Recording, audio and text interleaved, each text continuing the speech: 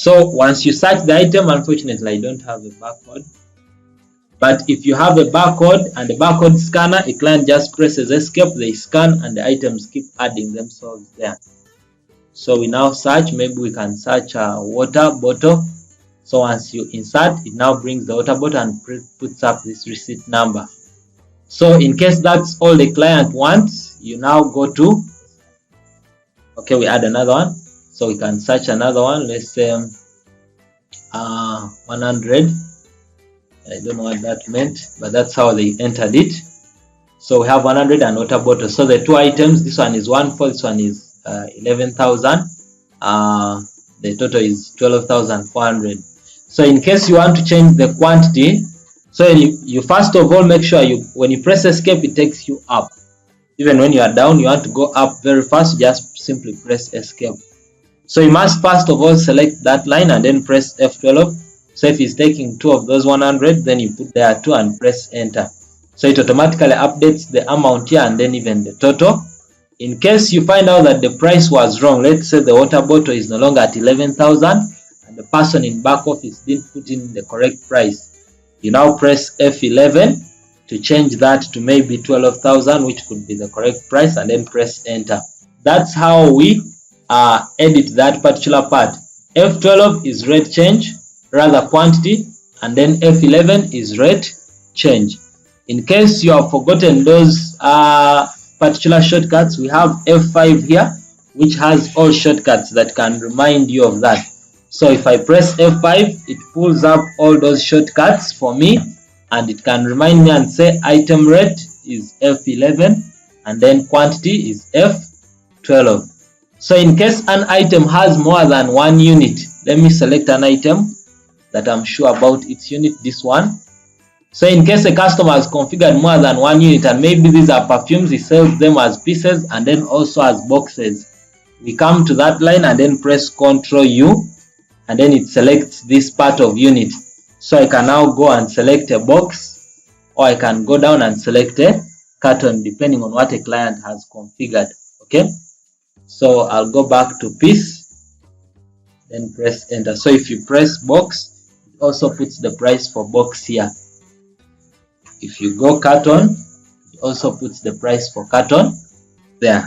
So I'll go back to piece. So from there, because I want the receipt to come out, let me go back to options and settings, Ctrl O. Then I'm going to switch on the printer here. So I put it on. Now I don't have a small receipt printer. I'm going to use PDF as my printer. It's going to be printing in PDF here. And the type of receipt printer is receipt printer. So I'll save this. Then press escape to close out. So if this is all the client wants to take, I can now come here. I'm not going to press F10 because it's going to stop Camtasia, but it is F10. F12 quantity, F11 rate, F10 cash. So we now enter that cash. So if he has given you 50,000, you enter 50,000 and the change appears here. The change to the customer is now 15,200. And then press enter. It brings for you this to verify. So by default, it brings a walk-in. That's the name of the customer who is just walking in. Then when I press enter again, it is supposed to print my receipt. Okay, so it has now brought the printout here, and then I'll just put 123 as the file name. It's going to save on the desktop. So on the desktop there is no file with 123. So once I save, so once it finishes, it clears the screen. So when we come to the desktop, this is how the receipt will look like. So this is how the receipt will look like. Now the FDN is this. Actually, I think why it delayed, it was trying to access internet and it was off. So we have two types of fiscal document numbers. We have those ones with 20 characters. Once it has 20 characters like this, it means the offline enabler that we installed is the one that fiscalized because it couldn't access internet. So because this is a test environment, the fiscal document number here is starting with 32.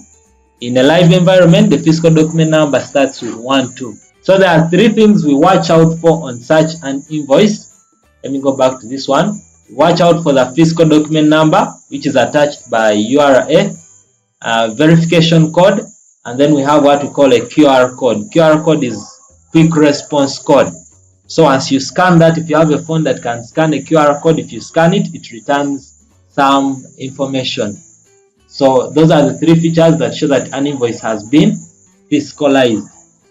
So in case it is an offline enabler, 20 digits. In case it is online and internet is stable, there will be 12 digits. That's how those invoices will look like.